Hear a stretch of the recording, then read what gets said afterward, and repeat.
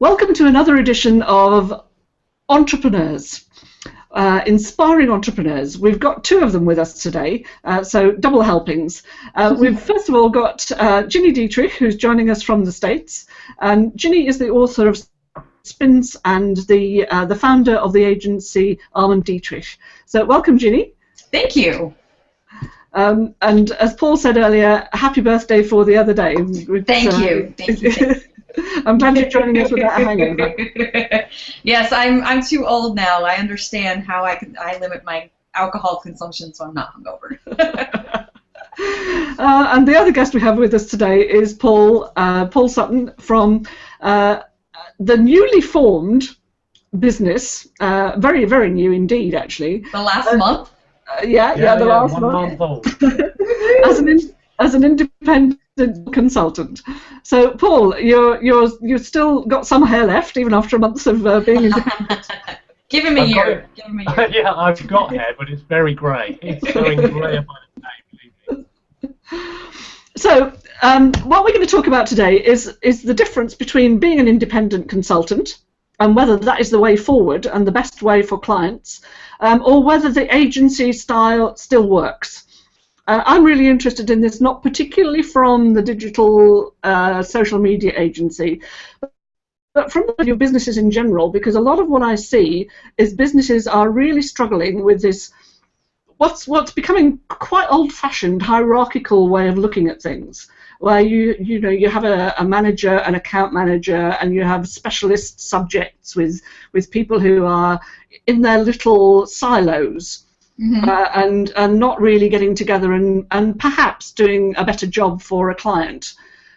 So let's start with Paul, because you're very new to this, and I guess one of the reasons that you came out of the agent world and became independent was because you had certain frustrations around that. Yeah, I mean, I having observed it for several years now, I've had the feeling for a long time that agency structures, specifically in communications agencies, but you're right, it probably goes further than that, are just not moving to keep up fast enough with the way business is moving, really.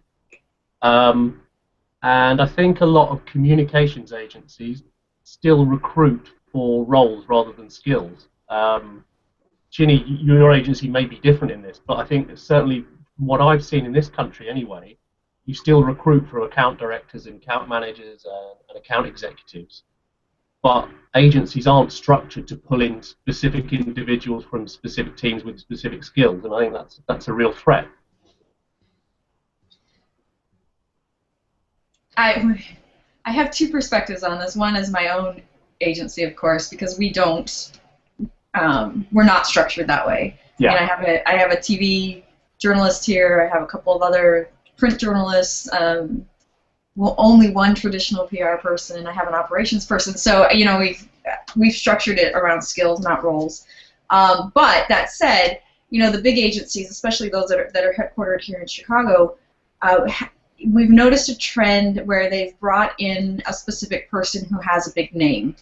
They have a big name, they've got a big following, they have a big personal brand, and they bring those people in to start the department that's going to be flexible and nimble and react to clients' needs. But what they find is that it completely becomes siloed, to your point, Anne, and they're not working with the other departments. And so you still have the crisis team and the reputation team and the events team and the media relations team, and they're not talking to the digital team, which is the team that is supposed to be evolving with the clients. Yeah. Yeah, I mean, I think you're probably quite unique in that, and I am aware of that, the way your agency is structured. I don't know. I don't know the answer to it. I even don't know what to say to try and move it forward. Well, here's an interesting conundrum that we have. Because we are so different from other agencies, when we go into pitch against a traditional firm, the prospect thinks that we're not being truthful about something, or that we've got some sort of trick or something.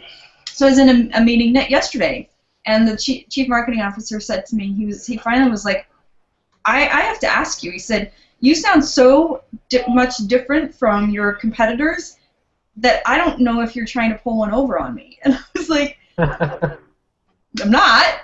You know, I write this blog called SpinSucks because I think there's an ethical way we should be doing things, but that's the conundrum that we have, especially here in the States, is that the agencies here just they still go in and say, yeah, we can get you on Good Morning America and the Today Show and in the New York Times, and they're not saying, here are the things that you should be doing to move your business forward, which is what we say, and because of that, we keep losing business because we're up against, we're the orange in a sea of apples. Yeah. Yeah, I can really relate to that. You know, I know a few people who are doing social media consultancy who suffer from the same thing. You know, they won't go in and say, yeah, we can get you so many likes and you know, whatever it is, and right. work on the numbers. Right. You know, and like you, they're saying you really have to do the work. You have to create the content. You have to create relationships. You know, you have to keep doing this stuff. Yeah. Whereas people seem to want this sort of turnkey solution of, you know, you do it all and just improve our bottom line. So from a broader sense, then, okay, from a broader sense, again, this may, well, no, maybe it does apply to you, Gini, but why should any company out there who's looking for a communication specialist in an area, it doesn't matter what it is, whether it's social or SEO or something, why should they go to an agency rather than turning to someone independent, like myself? All right, I'm fighting this corner today, but why would I hire an agency? Because that's what's been troubling me, I suppose, for quite a while, is with an agency, with most agencies, you tend to get a sea of generalist people who know a bit about this, they know a bit about that, they're kind of good in one area, but they're not specialists by any means. So why hire that sort of agency? I think it depends on the business. I mean, if you have a larger, like, I'll give you a good example. I have a really good friend who was a client in my Fleischmann-Hillard days, and I finally said to her, you know, why wouldn't you hire us to do some project work for you? Because we are way ahead of the agency that is of record right now. And she said to me, the reason is because we need international reach, and we need to know that if our account director is on vacation or gets sick, there's like 4 or 5 other people who know what's going on with the business that can pick up and keep things rolling. Well, at a small agency like mine, that's not going to happen. There's 1, maybe 2 people who could do that, but not an entire team. And so I think the larger companies expect that, and part of it, I think, too, is that it's the way things have always been done. But one of the frustrations that a friend of mine was just saying, a client and friend of mine was just saying to me on Tuesday, was they've hired a web firm who they really like, but anytime their project manager is on vacation or is sick, they go 2 or 3 days without getting any work done on their website. And he's like, that's really frustrating. So I think that companies will hire agencies so that they have the depth and the experience of an entire team, so that they can say, well, here, we're going to give you everything, and you just run with it and get it all done. With someone like you could probably partner with, you know, other consultants or other agencies to get some of that work done, but you're still only one person. So here's the hard question then, Paul. What can you do to reassure your clients that you have some kind of business continuity plans in place? That is a good question. I think, I mean, from my part, it's the sort of clients I'm taking on at the moment very much are consultancy side of things. I'm not looking to take on great ongoing projects that are going to last 12 months. The arrangements I have originally are ongoing consultancy agreements and specific projects which are 2 or 3 months and no longer than that. And that kind of negates that thing of I'm not going to disappear off the face of the earth. Yeah. I think, anyway. Yeah, I mean, I know I'm putting you on the spot with this, but I'm doing it because it's a question that a lot of freelancers have to face up to. Sure. You know, and it is a big issue. I know, especially from design. You know, I've lost count of the number of people who've said to me, well, you know, the guy who designed my website has just disappeared. I can't get hold of him anymore. So I think having having some kind of solution in place for that is really, really important. Yeah, I agree with you. I mean, what I'm saying to everyone is, I mean, we all have mobile devices nowadays. It shouldn't be a great stretch to give someone your mobile number and everything else and say, look, if you need me, you contact me. I mean, I say that to everyone. Okay, at first instance, email me, and it will come up on my mobile anyway. Right. But if you really need to get hold of me, send me a text or call me, and I will answer. I will pick up unless I'm in a meeting, for example. Mm. But that's down to my own conscientiousness, really. Yeah, so you're never more than a few hours away. Designers. Sorry? I say you're never more than a few hours away, really. Well, no, and especially, in the UK, I mean, it's a bit different in the States anyway, but in the UK, I mean, my business is all around London and up to Oxford way, that's an hour's drive between anywhere. So I'm purposely putting myself in a position where I'm never unreachable, I'm never uncontactable. Mm. What are your growth plans? Sorry, say that again? What are your growth plans? What do you want to do with this? Well, yeah, that's a good question. I mean, as an independent consultant, you have a different plan to an agency, obviously. Sure. And I went through this before I set up independently. Do I start an agency, or do I set up as an independent consultant? I came down on the side of independence because I think it suits what I want to give and my skills and experience. But should it take off to the extent where I am so swamped with work that I think I need people, I am prepared to extend that into an agency environment. At the moment, it's not what I want to do. I don't want to be doing your job where I'm having to look after HR and finance and all the other stuff. I don't blame you. Yeah, absolutely. And that's my choice, you see. That's what I want to do is do the strategy work and the work that gets the results. I don't want to have to be doing the admin stuff. Which is why I've chosen that route. And again, it's a reason you have with agencies. A lot of them, it still exists where you go into a pitch and all the big, they bring out the big guns for a pitch. Yep. And then the junior people take on the work, and that's fairly common practice. Yep. With an independent consultant, that isn't going to happen because it's me. I go in, if I agree with you to do a bit of work, I'm going to be doing it.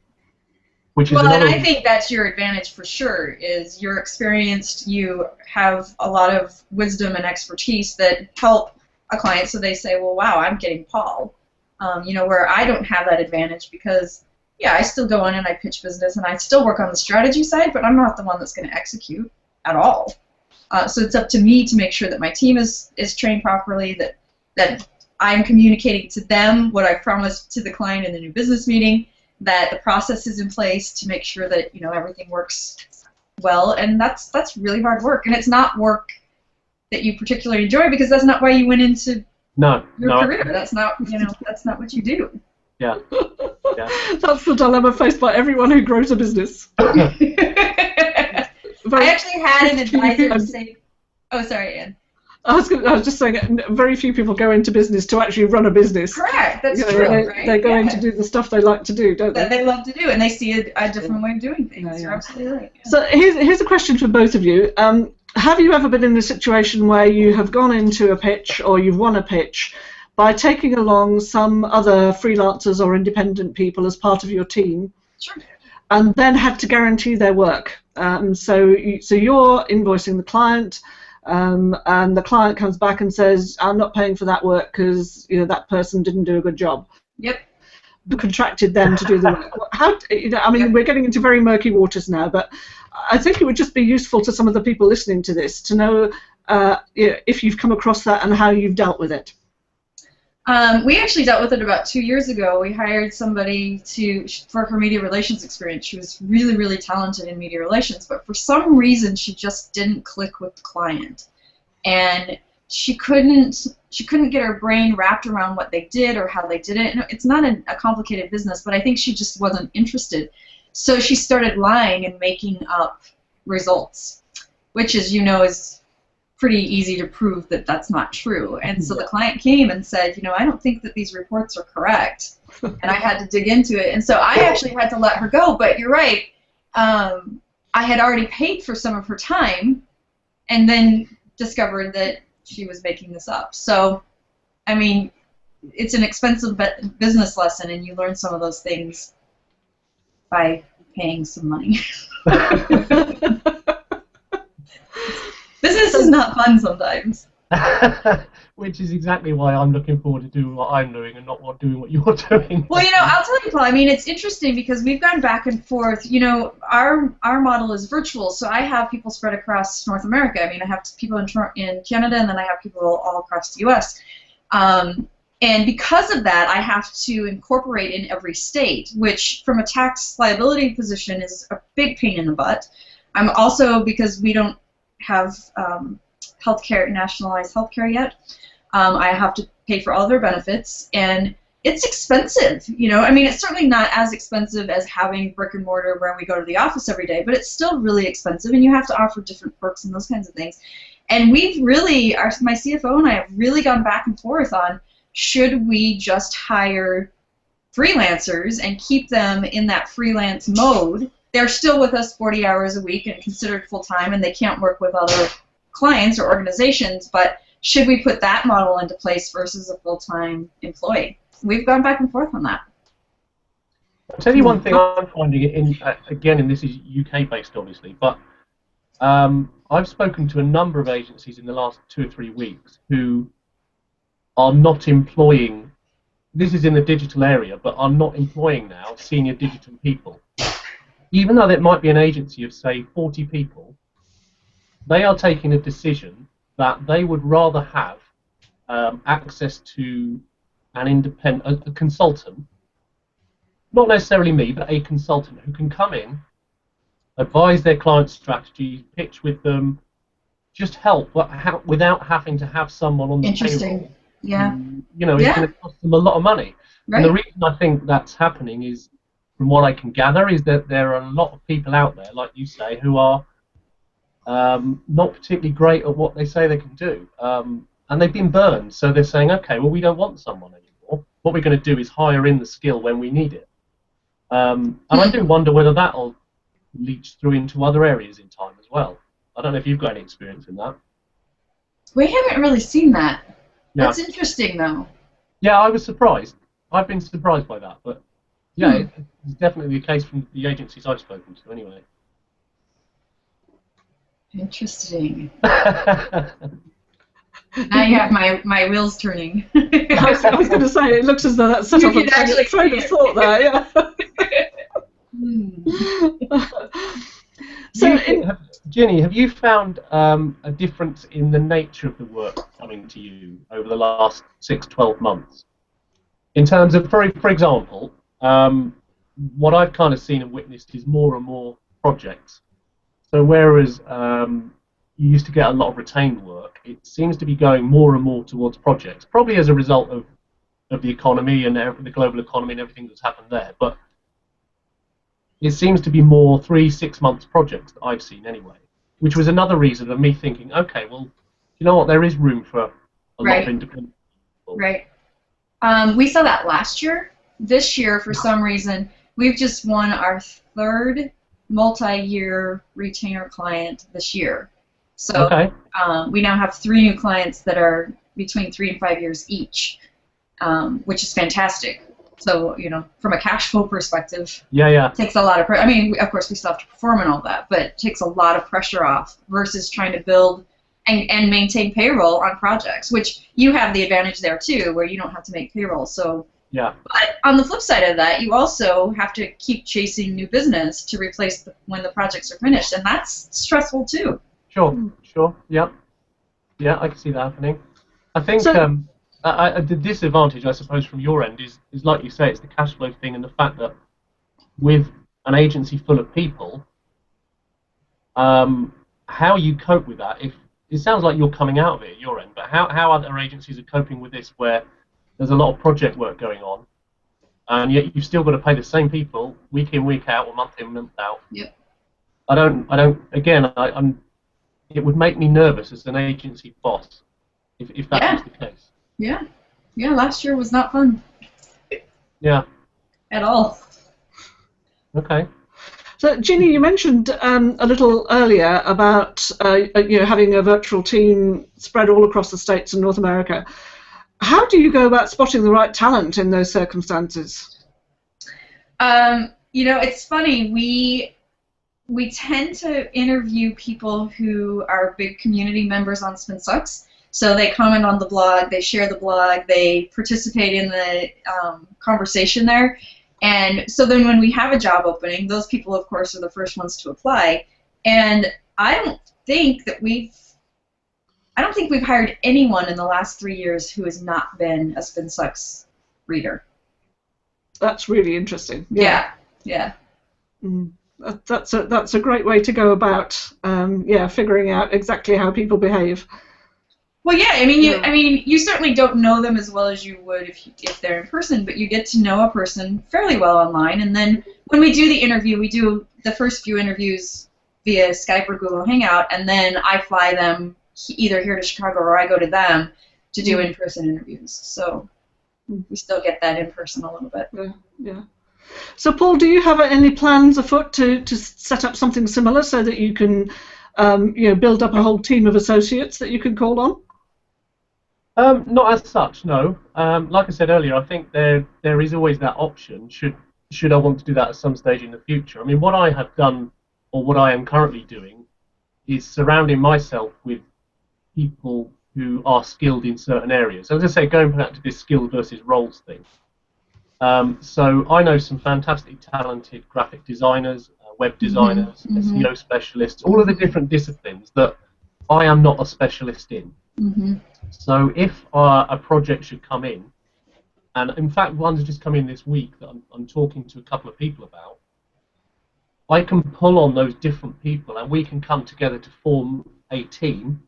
Now you'll have one person who technically heads that, right? But it's a team of different specialists coming together to form effectively a mini agency, if you like, without the agency banner, without all the payroll and the HR and everything that goes along with it. And that team might stay together for 3 months or 6 months or however long the project lasts.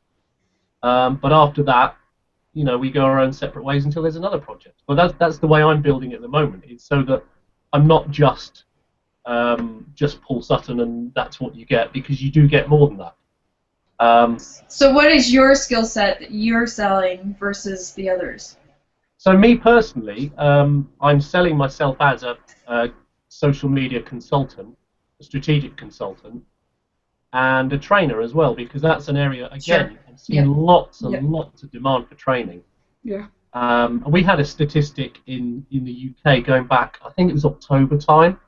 The PRCA over here did a big survey about the PR industry, and it was something like 70% of communications professionals didn't think that they were getting sufficient training in digital within their agency environment or in-house environment. So, I mean, I saw that as a massive opportunity for me personally. So again, it's a service that I'm offering is to go into. I've done it already, so I've done it with the agencies and with client side, a big charity, to go in and talk to them about how they can integrate PR and social better, and various other things. I design training bespoke to what they need. I don't just give them an off-the-shelf training solution. Right. So back to your question, I'm personally selling myself as the strategic, the social person. But I don't have an in-depth knowledge. I'm not a technical SEO guy. Right.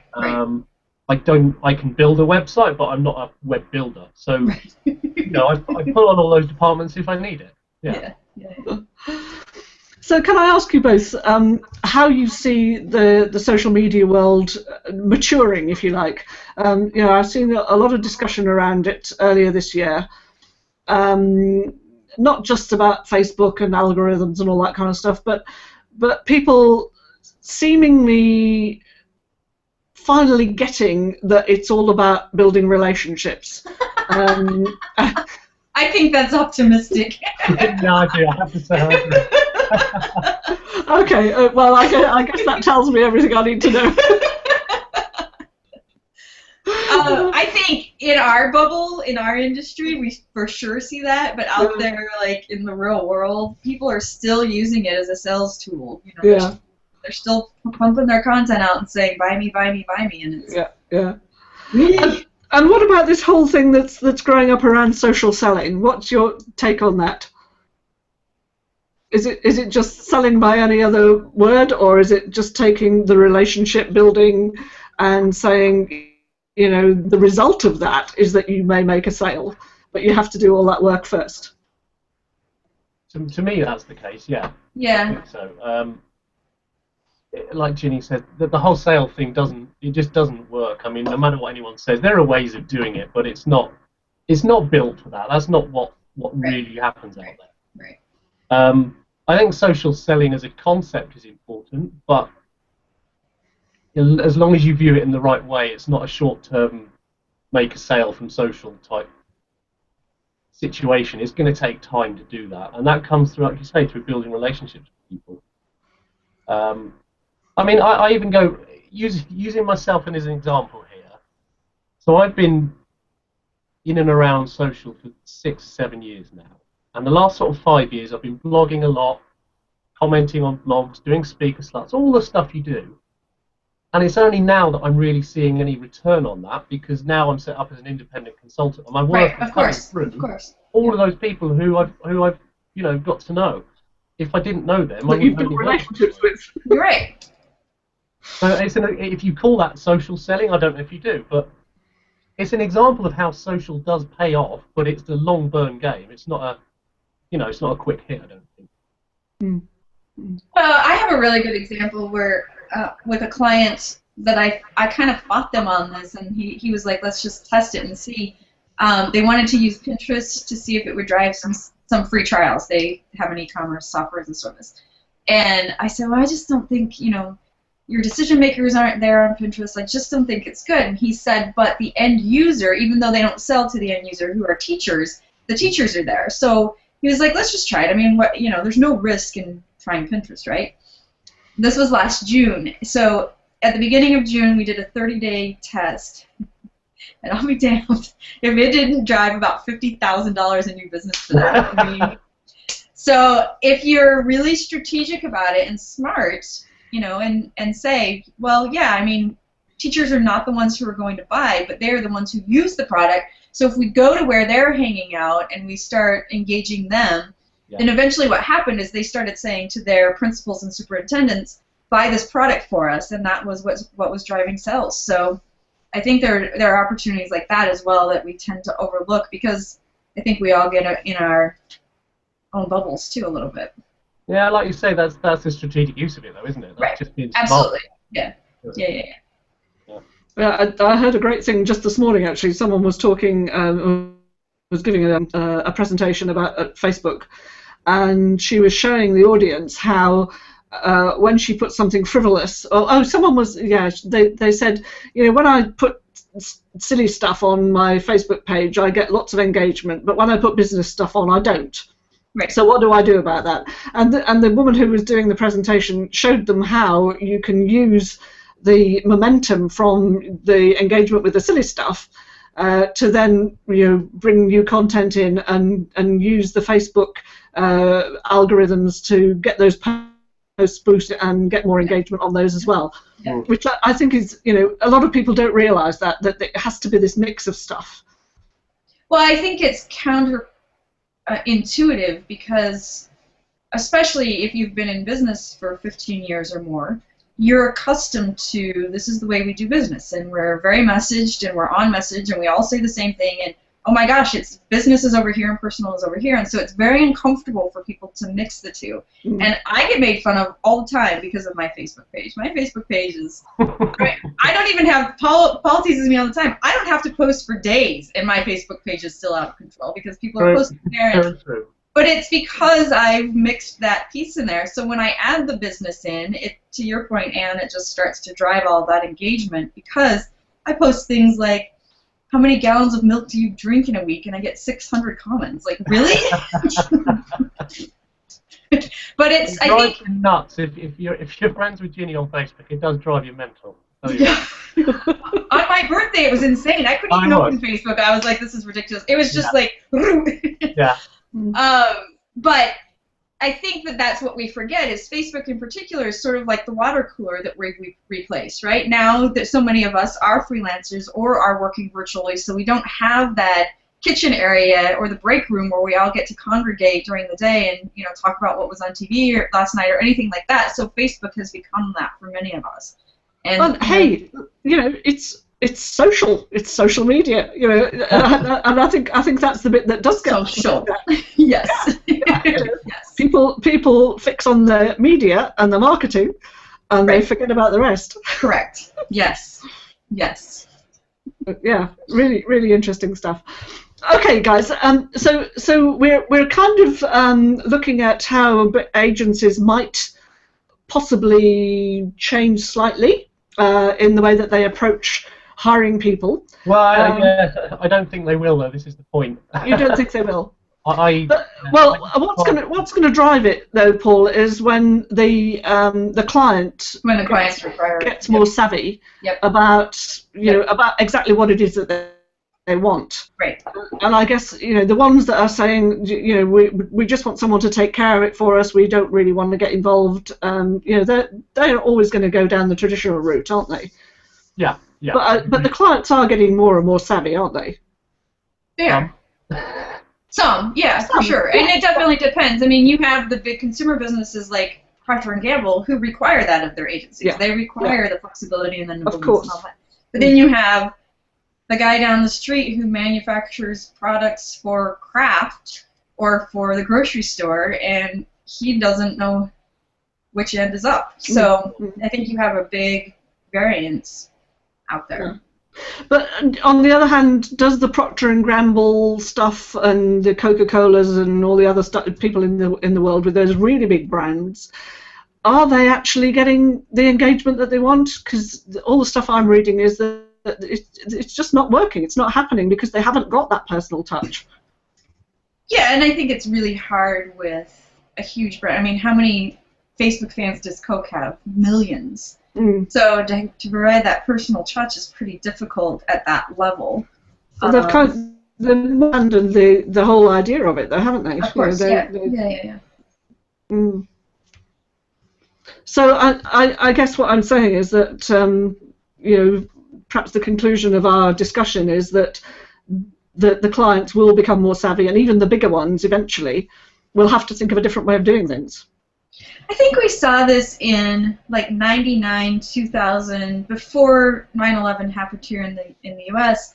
I think we started to see this where big companies were saying, okay, wait a second, there's a better way of doing this, and the smaller agencies are much more creative than the large ones. So you saw this shift where they were going to the smaller agencies for that creativeness and nimbleness and flexibility and all those sort of things.